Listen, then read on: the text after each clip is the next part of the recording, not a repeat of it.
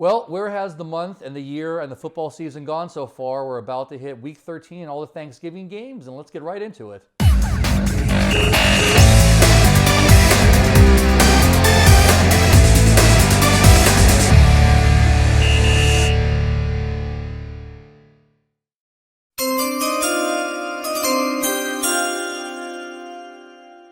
Well, welcome back to Mike and the Feather, the Las Vegas football podcast. Last week was week 12. We had a great bounce back week. We went 8-4-1. The one push was on the Ravens minus 13.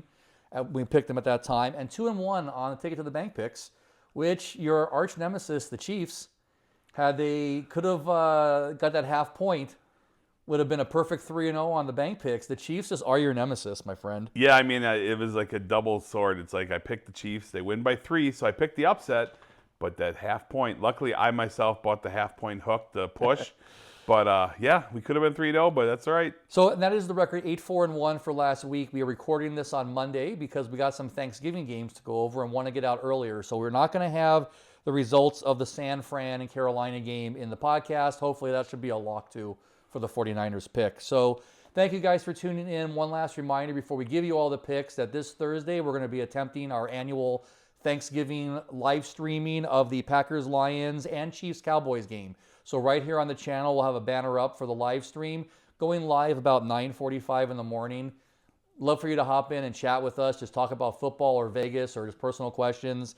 And we'll do a little color commentary in the games as well. It's fun every year. We hope you'll join in. And this year, I didn't tell you, every $50 donation people give us, you'll get up and do the truffle shuffle live on the air. So absolutely, if you guys get your $50 ready for the Jason for truffle every shuffle. super chat, I will answer questions or do obscene things. Who knows?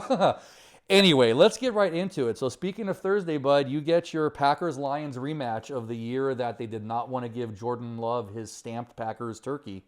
The Packers and Lions kick off on Thanksgiving at 10 a.m. And presently, the Lions almost losing to my Giants this weekend. Bad coaching cost the Giants winning that one. Yep. Minus 2.5 at home. Yeah, I mean, Jahmyr Gibbs had a monster game, like epically monster game that got them over the hump to beat the Giants, the lowly Giants. So it was in Detroit. It was a 10-point spread, and they fell short. They won by 7, but if, like you said, not for poor coaching, the Giants, kick the field goal, go up by 6. Lions probably don't have enough time to go down and get the touchdown.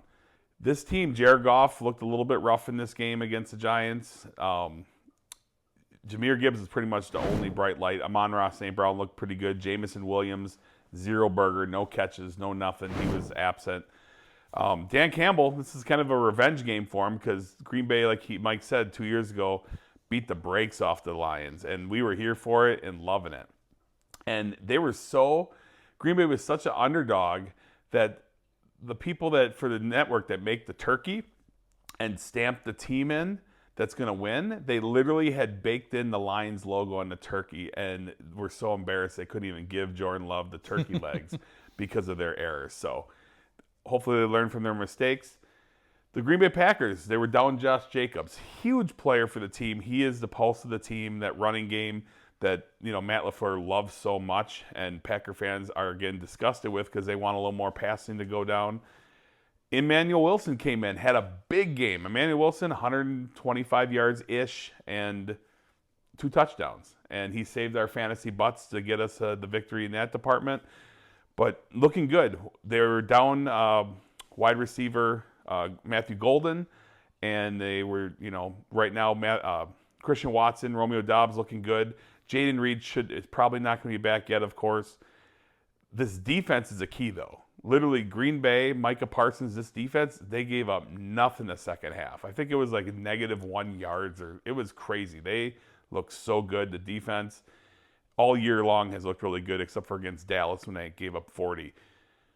This is going to be fun. I can't wait. People right now are wondering, okay, Detroit's defense can't stop anybody, and Green Bay's defense is crushing offenses for the most part. I mean, whether it's Philly or whoever.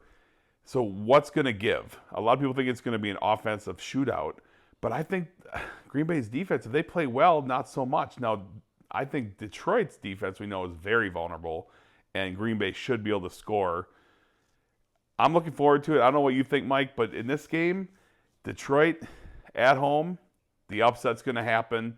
Green Bay plus 2.5. We're going to take the Green Bay Packers to get the W here.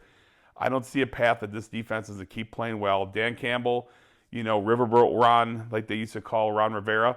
Dan Campbell's going to go for it one too many times on fourth down. Probably. And this Green Bay team, they're not going to blow them out. Well, they could potentially, but Green Bay's going to get the win one way or another. Don't bother even, take the 2.5 points because it's a little extra cushion. Green Bay, boom. And then hopefully you won't be too sick because this is before we have Thanksgiving dinner here in the other half of the studio. It is the kickoff at 1:30 on Thursday. It is the Kansas City Chiefs, who just basically saved their season with their comeback against the Colts. They are 3.5-point favorites against the Dallas Cowboys at home, who just upset the Eagles. So a game that seemingly 1 week ago might not have been interesting. These teams are odd this season. Yeah, I mean, if you're a survivor pick person, you were putting this game on your calendar to either take Baltimore against Cincinnati the way they've been playing so bad, or you were taking the Chiefs against Dallas. Now, if you were saving the Chiefs for your survivor, you don't feel so comfortable anymore because here, like I said, the Eagles went up 21-0, and Dallas gave 0 points from that point on and just ran a table 24-21. So did Jerry Jones make some good moves just before the free agency, before the trade deadline, pick up a couple defenders and shore up a defense? Can you say that Dallas has a defense? I mean, no one said that all year long. Yeah. But they look pretty good against Saquon Barkley, holding him to basically a zero burger. I mean, I think he got like 20 or 30 yards. A.J. Brown was able to eat a little bit, but that's about it. But this offense for Dallas is the key. And it took him is now the leading passer in Cowboys history. Yeah, all-time leading passer. And he's got years ahead of him, so he's going to pile on that stat quite a bit. I mean, there's been some great ones, too. Roger Staubach, Troy Aikman. Although Troy Aikman was more of not a huge offensive guy. He was more of, that game manager. Yeah, and that team was a running team back then. So this is pretty exciting. Now, here's the deal. Rashee Rice supposedly had some sort of ailment at the end of the game, but I'm not seeing him as a question mark right now. So assuming he plays the running game, obviously we got Kareem Hunt. Pacheco's still, questionable for this week. We'll see. The Chiefs haven't been on the run. Patrick Mahomes threw an interception, 0 touchdowns this last week. He did put up like 300 some yards. This is interesting because they needed that win against Indy, and they pulled it out like I had predicted they would. Now they're coming to the Big D on Thanksgiving, and pretty much every game is going to be a must-win for Dallas at this point to be able to hold on to a playoff spot. Will they do it? In this case, I say no. I'm going to take Dallas Cowboys plus 3.5. Home dogs all day long. I think this offense is going to be too much for Kansas City, and their defense will do just enough, and they'll be hungry enough coming off the heels of this huge win against a big division opponent that the Dallas Cowboys, upset alert potential, but take the 3.5 points. It is too much this time. Boom. And then Thursday night, I don't know if this is as exciting as some of the last year's evening matchups, but the Cincinnati Bengals on the road at the Baltimore Ravens. You just mentioned this was possibly a survivor pick people were sitting on. Now what do? Ravens are 6.5-point favorites at home. Reminder, last week they were 13-point favorites, and they pushed. Yeah, and this one, I guess, here's a little spicy factor. Right now, they're planning Joe Burrow's going to play, which he's ahead of schedule. So it's very simple in this case, okay? I think, Jamar Chase is going to be back from suspension, but T. Higgins most likely will not. He's going to be in concussion protocol. He got his bell rung. Chase Brown's running much better. He had a big game last week, but they fell short and lost. But the running game's picked up. The defense still is problematic. Baltimore on the other side has shored up their defense. They're firing on all cylinders. They're at home. In this case, I'm going to go with the Baltimore Ravens minus 6.5. Now, if Joe Burrow does play, I just recommend you stay away from the game. But I just feel like I don't know that factor right now. Without Joe Burrow playing, I think 6.5 points is more than reasonable for them to cover. But if Joe Burrow does play, tread lightly and most likely just avoid the game. But for now, Baltimore Ravens minus 6.5. Boom. And it's that time of year again. The only thing that remains constant on Black Friday now, because now Black Friday starts like in September. Yeah, right. The Amazon Black Friday game, but actually this is our matchup of the week. It's our Black Friday matchup. It is the Chicago Bears on the road at the Philadelphia Eagles. Despite the game the other night and how everybody's playing, the Eagles are getting a full touchdown at home, -7. The Bears are in first place, Jason.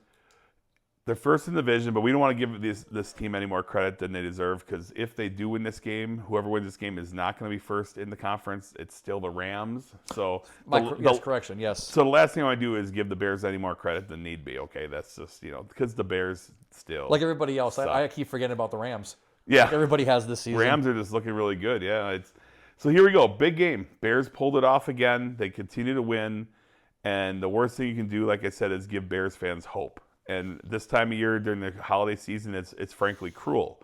But anyway, here we go. Philadelphia at home, coming off, licking their wounds off of a brutal loss. And they've been kind of like skirting by the last few weeks. And Nick Sirianni's made some questionable play calls at the end of games and escaped against the Packers.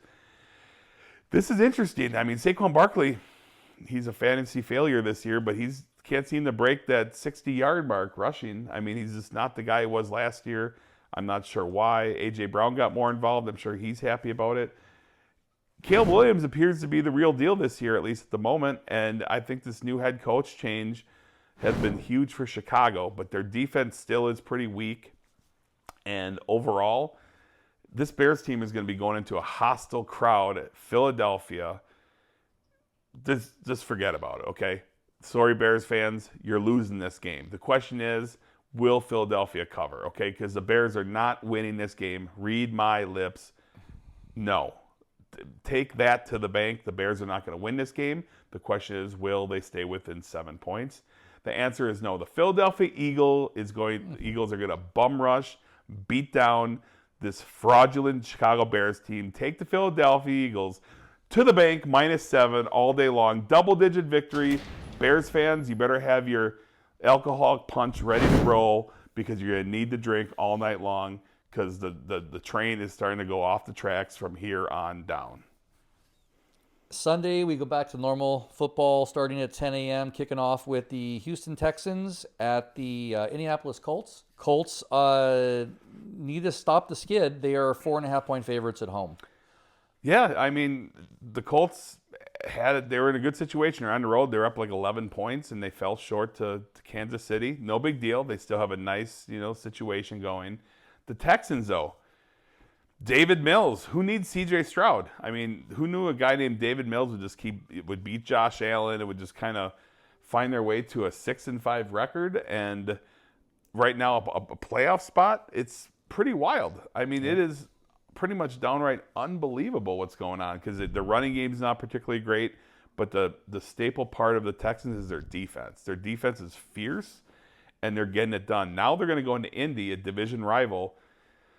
I have to think that Jonathan Taylor, who had his second worst game of the year, is going to bounce back at home nicely.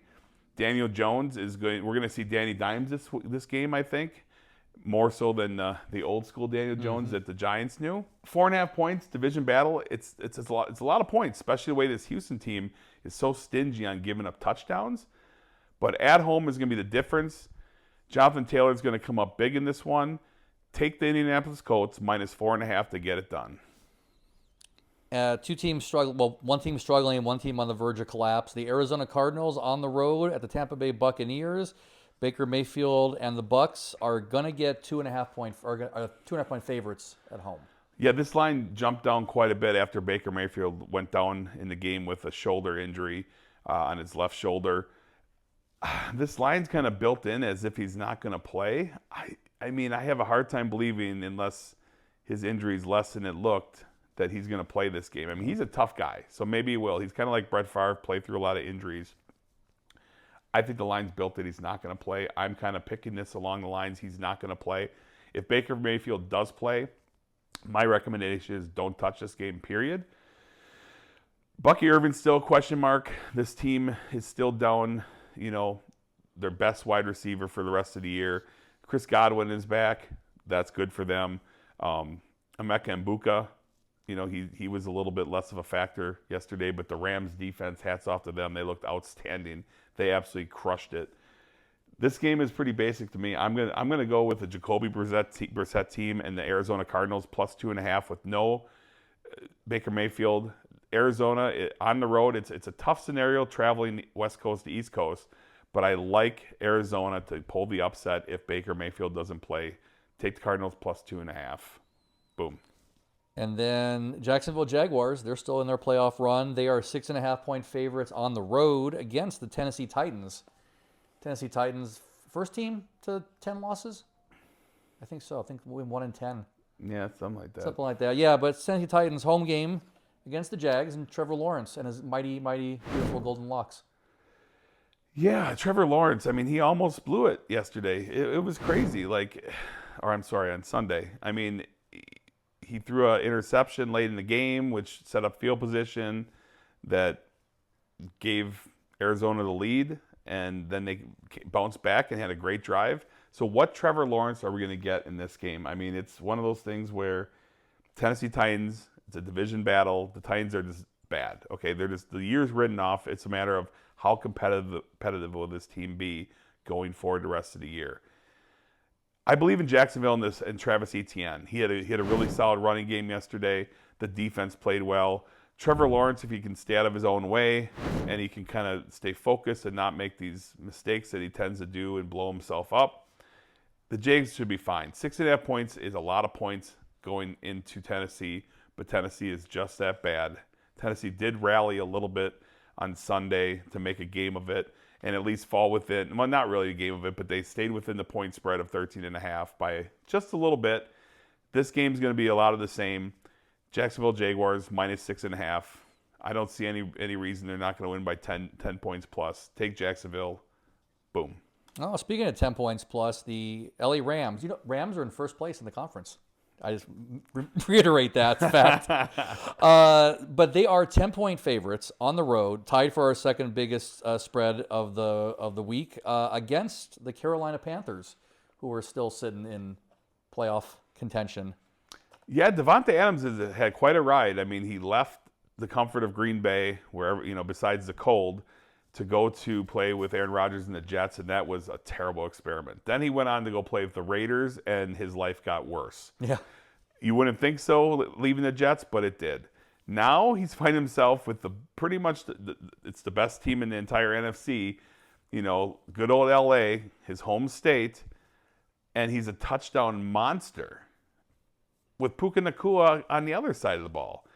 Matt Stafford, Old Bone Stafford, is still doing it, staying healthy and getting it done, looking great. This defense looks really good.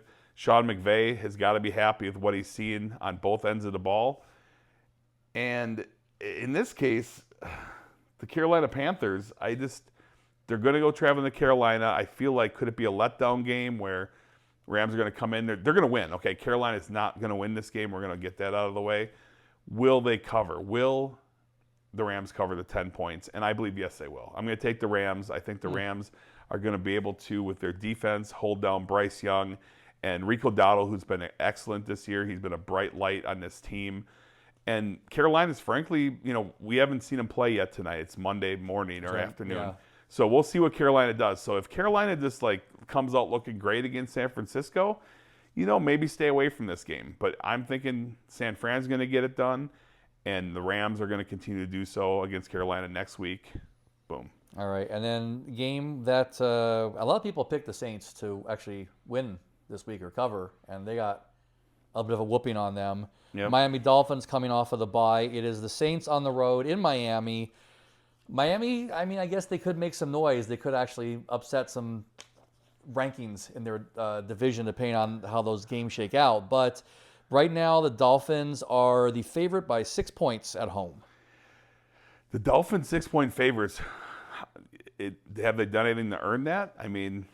Is it more of a case of the Saints not earning the potential? Yeah, a lot of people are on the Saints against Atlanta, and I've had faith in Atlanta all year, and they let me down, but they look great, and they had a pretty dominant performance in the end. Yes, on Sunday. Now it's going to be a Saints team that's going to be in Miami. they don't have it. It's just that simple. The Saints don't have it on either side of the ball. They're going to try to play competitive, but they're a bad team. Miami suddenly could string some wins together. Could they make a play for the playoffs? That's probably feeling like it's off the table still, but they're going to try hard. They're at home. Their coach is trying to keep a job or at least, interview for a potential job down the road as offense coordinator. I think Miami will get this done at -6. Take Miami to cover this. Preferably just don't bet it because it's two really bad teams. Miami's just the lesser of two evils at home. But 6 points Miami if you have to go with somebody. Boom. Yeah, it's hard to take the Saints getting 6 against almost anybody right now. Yeah, they're bad. Last two morning games, again, two teams lost seasons. Atlanta Falcons are 2.5-point favorites on the road against the New York Jets. Remind, last time we saw the Jets, they decided to sell off their team and then get a win. So, who's coming out of the gates in New Jersey? I mean, the Falcons are 2.5-point favorites on the road to the Jets. So that tells you what the world thinks of the Jets because the Falcons have not been playing great. They're without their, Michael Penix the rest of the year. Drake London's still probably going to be, he's questionable as of right now. Hopefully he plays. Kirk Cousins looked pretty good, but Kirk Cousins, outdoors in this game in New York, he's a little bit older, might be a little different than the friendly confines of being in Atlanta. The Jets, though, Garrett Wilson's still not going to be playing. Breece Hall's the only bright spot. Their situation is just a mess. This game is a mess, but I think that Bijan Robinson, this Atlanta defense that played pretty solid on Sunday, and Kirk Cousins, who I think will do enough with his connection, and he has a Darnell Mooney who came up big in the absence of Drake London. Take the Atlanta Falcons -2.5 to the bank. Absolutely. Shocking you on that one, but I believe in Atlanta. They're going to get it done. The Jets are going to keep racking up losses because they're the Jets. Atlanta gets it done all day long. Boom. All right, and finishing off the morning games, and keep in mind we're doing this with the 49ers. San Fran is still set to play tonight after we've recorded. So the 49ers currently 6.5-point favorites on the road against the old Ravens, the Cleveland Browns, the dog pound. Shedeur Sanders has been announced as of about an hour and a half ago. He's going to be the starting quarterback, even though Dylan Gabriel is cleared concussion protocol. So here we go. Put up or shut up time, right? The Shedeur Sanders train is on the tracks. Will it stay on, or is it going to get derailed off a cliff? Stay tuned. But as of right now, you got the Niners. They're getting healthier and healthier. Brock Purdy's going to have another game under his belt after tonight. I do figure on them playing well, and hopefully everyone's going to remain healthy. Christian McCaffrey doing what he does. He's been outstanding all year long. Kittle's coming up big.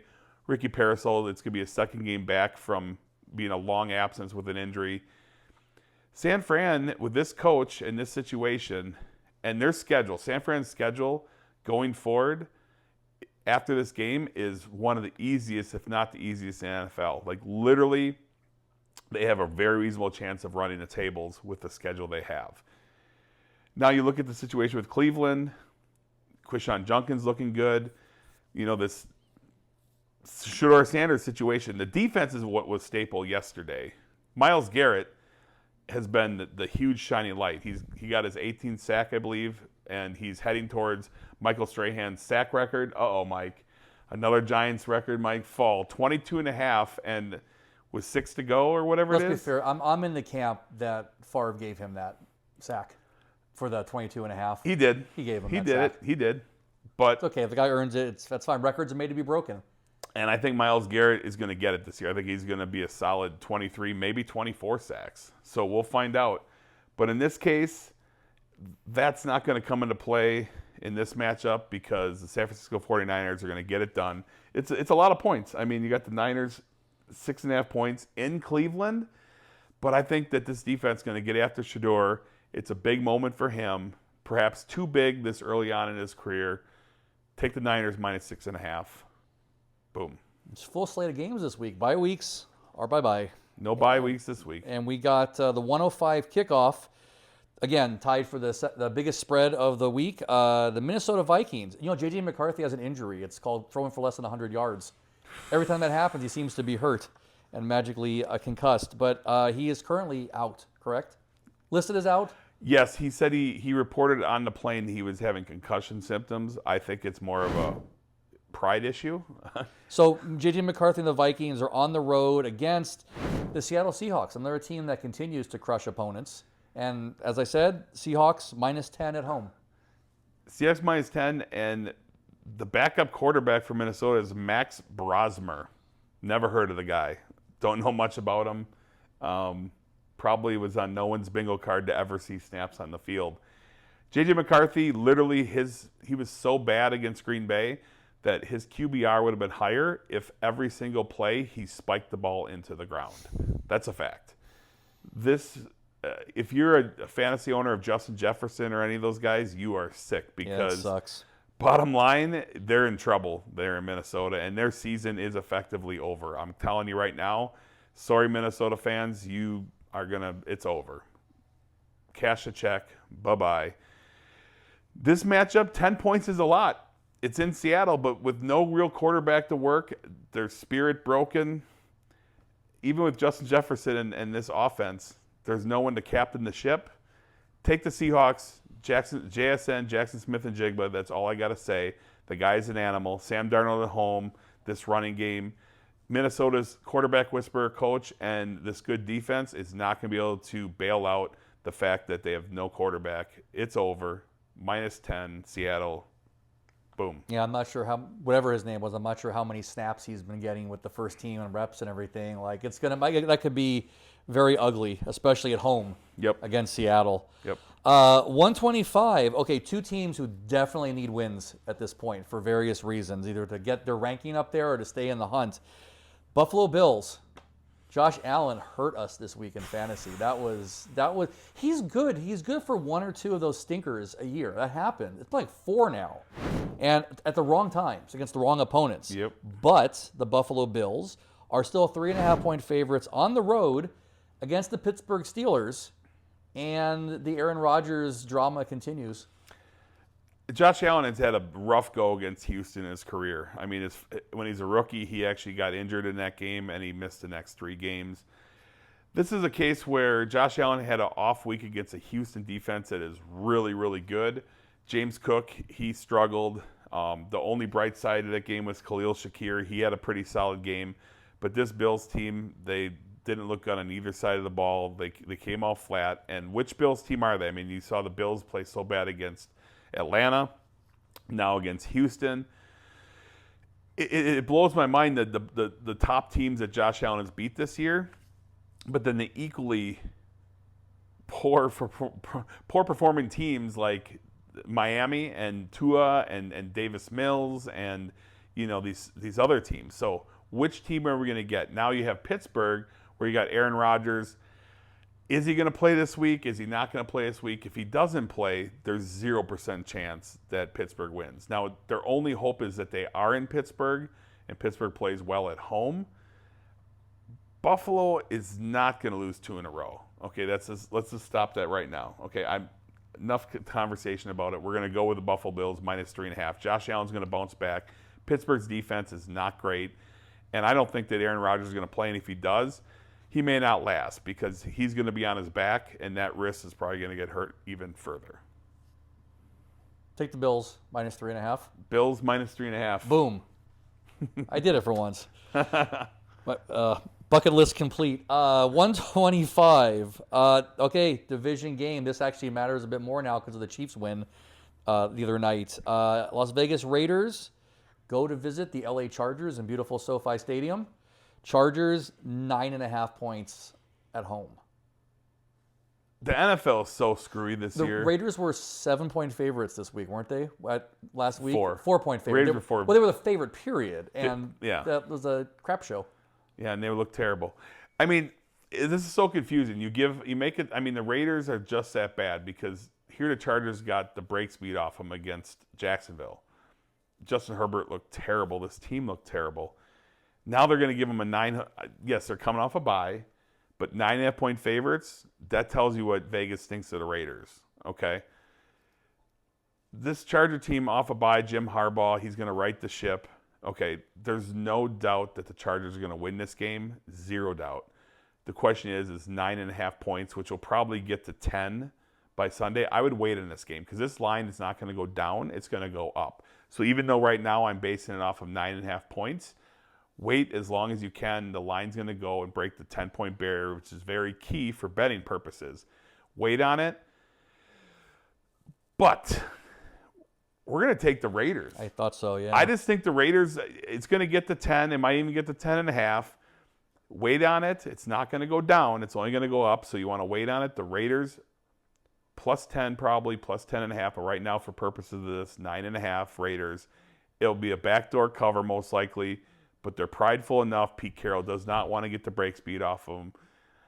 Whether he can control that or not with this Raider team, the only one that seems to have heart is Max Crosby.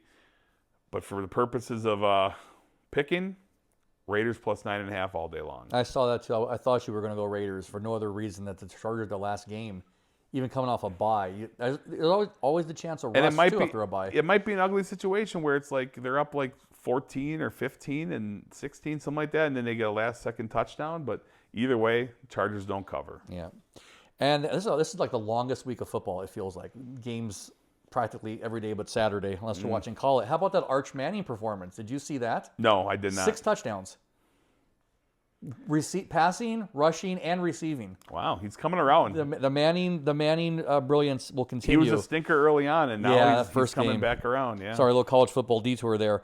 5:20 p.m. Sunday night, if you're still awake and not suffering from freaking turkey comas and shopping comas. The Denver Broncos are on the road at the Washington Commanders. Broncos minus 6.5. Broncos definitely want to win to keep up on the Chiefs. Wow, I just got a notification on my phone, unrelated, but there was a robbery by gunpoint at one of the casinos in Las Vegas. Did it say which one? No, it just popped up on my phone, but I didn't click on it. So, yeah. Well, you give him the pick. I'll do some research. Yeah, but anyway, so here we go. Broncos coming off a bye. Bo Nix, he's been a Dr. Jekyll, Mr. Hyde, but this defense is not. And I'm hoping that Patrick Surtain's going to be back and ready to roll. The Commanders, on the other hand, missing their commander-in-chief, Jaden Daniels, they're in trouble. Their running game is mediocre. Their defense is mediocre. They're getting back to receivers. I think Terry McLaurin might be back. Hard to say. It's in Washington, but this Denver team is going to be – Sean Payne's going to have them prepared. The extra, bye week off is going to be huge. 6.5 points is always a lot on the road. But the Denver train will keep on going down the tracks as Denver is going to keep on trying to keep the lead in the division. They shored up pretty much the fact that they're a lock to not be caught by the Chiefs, but at the same time, they could be caught by the Chargers if it breaks wrong for them. So that being said, they're going to stay motivated, stay hungry. RJ Harvey's going to have a big game in this one. Take the Broncos, minus 6.5. Boom. I could not find any breaking news, but actually Rampart Casino was robbed 10 days ago. Yeah. That's it. How do you think you can rob a casino anymore, especially nowadays? As if they haven't learned from the last time when the guy at the Bellagio got, And he made it out. And they got caught fencing the chips. Everything's RFID. Everything's facial recognition. With AI now, and days are over, man. Ocean's 14 is going to be them versus freaking AI, I'm sure. People are getting bold, that's for sure. Okay, well, let's talk about Monday Night Football, the last game of the week. And this is a classic. Maybe Eli and Tom will come out of retirement and play this one. Your Giants playing your favorite team with Tom Brady. Do you still have the Tom Brady bed sheets in your house? Well, you know what? They got a little bit dirty and sticky, so no, I'm just kidding. Why did I say that? That's not even... No. We talk about records made to be broken. Can I remind everybody, it was less than 20 years ago that the New York Giants broke that unbeaten record of the Patriots for their first of 2 Super Bowl wins Miami against Dolphins, them. thank you for breaking Yes. Anyway, all right, guys. Let's just get to this. The New York Giants take to the road against the New England Patriots. Patriots still holding court over the division, 7.5 points at home. This Giants team, they please don't win. I was like, that was kind of cool. They almost beat the Lions, and you would have loved that. But then Jameis Winston, fun to watch, but don't take us from draft pick number 2 to number 5. That's true. Wins are not gonna do the Giants anything other than losing draft picks, or going down the ladder. Was it humbling for Russell Wilson to go out in the overtime for the coin toss? I mean, he literally went out for the coin toss. Captain's got to do it, and right? he's QB3. I mean, he's only QB2 because he literally. I didn't even get to see the overtime. Did he call it right, or did he fail us on that too? I don't remember. The Giants are an afterthought. I remember him going out there and thinking, God, Fair that's enough. got to be pride swallowing as Yeah. it can be. I mean, he's still a captain.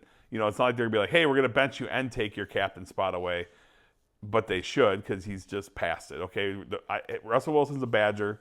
I will forever love him. I know my father-in-law, he's watching this video. Sorry, I'm not meaning to dog on Russell Wilson. I love him as a Badger, but he needs to just retire from football and sail off into the sunset with Sierra and the family. This game, though, Jameis Winston coming in New England. Drake May had a so-so game last week. New England, they won. They got the W. They did fine. Now it's Jackson Dart, I think, is still not going to be available, so this is going to be the Jameis show. The offense looked pretty good. You got Wan'Dale Robinson had a monster game. Maybe the reason why we lose one of our fantasy matchups this week because he had like 35 fantasy points. That no one had that in their bingo card. The Giants 7.5 in New England, Monday Night Football. Tough game. I advise everyone just to stay away from this one, ultimately. But with the 7.5, the hook, New England's going to probably win this game. I think the points are too much. I think the hook is going to be the difference. Take the Giants plus 7.5. They're going to stay within the point spread. I'm doing something special for the graphic. You're actually picking the Giants. Are they going to win? I mean, I don't know. The Giants, I'm not going to say upset alert. I'm not going to say it's not possible. But 7.5 is too many. Take the Giants. Boom. That might be the second time this season you picked the Giants. It might be the first. Yeah, I don't try to think about the Giants too much in my day-to-day. But in this case... All right, fair enough. Okay, guys, thank you for watching. Please make sure you like and subscribe. And a reminder before you tune out, again, Thursday morning, 9:45 on the channel. If you want us in the background, I'm not sure how it's going to go down, but we're going to have fun like we had the past 2 years. Just go on.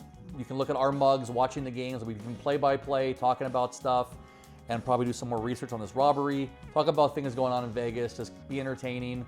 A little more fun than the Macy's Day Parade. Tune in to see me either having a meltdown or absolutely elated when my Packers play the Lions. So you're either going to see me grumpy and who knows? It's going to be an emotional day because then you follow up with us doing the Chiefs game, my most hated team in the NFL. So it's going to be fun. So if you want to see turkey legs potentially being thrown around or pumpkin pie in Mike's face, anything's on the table for that game. All right, guys. Thanks again for watching. Take them out, Jason. All right, guys. Until next time, we'll see you on Thursday for the live broadcast. But until then, take it to the bank. Boom.